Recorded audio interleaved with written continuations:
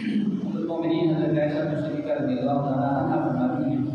حضور تشریف فرما کے حضور کی بارگاہ میں ایک صحابی حاضر تھے تو آ کر عرض کی حضور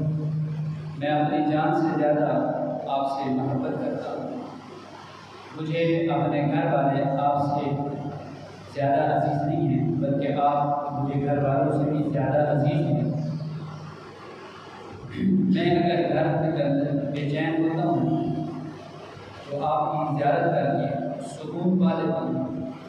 میں گھر ہی آپ کو یاد کرتا رہتا ہوں، اگر مجھے تڑپ ہو تو میں آ کر زیارت کر کے اپنے آپ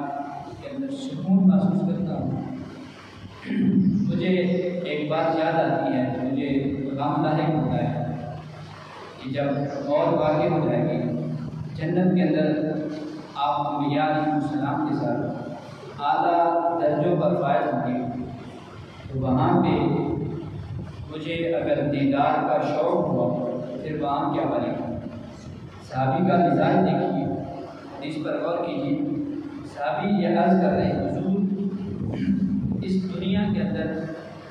اگر ہمیں آپ کے دیدار کی تڑپ ہو، ہمیں کوئی مسئلہ ہو، ہم آپ کی بارگاہ میں آ جاتے ہیں، مسئلہ بھی پوچھ لیتے ہیں، آپ کا دیدار بھی کر دیتے ہیں، آپ کی زیارت سے مشرف بھی ہو جاتے ہیں۔ ہمیں اس بات کا خدشہ ہے کہ کل جنت کے اندر جس وقت آپ انبیاء علیہ السلام کے ساتھ اعلیٰ درجوں پر فائز ہوں گے، اس وقت ہمیں اگر دیدار کی تڑپ ہوگی تو وہاں پھر ہم کیا کریں گے۔ صحابی رسول نے جب یہ بات عرض کی، حضور صلی اللہ علیہ وسلم آپ بھی خاموش تھے کہ جبریل امین نے آ کر یہ خوبصورت پیغام آ کر سنا دیا۔ فرمایا محبوب ان کو کہہ دیجیے وَمَن يُطِعِ اللَّهَ وَرَسُولَهُ،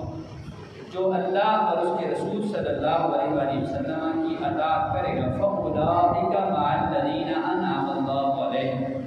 بس یہی لوگ ان لوگوں کے ساتھ ہوں گے جن پر اللہ نے انعام فرمایا۔ صحابہ کرام رضوان کے دل کے اندر ہر وقت یہی باتیں مچلتی رہتی، کسی بہانے کسی حوالہ سے حضور کا قرب نصیب ہو جائے، حضور کی محبت،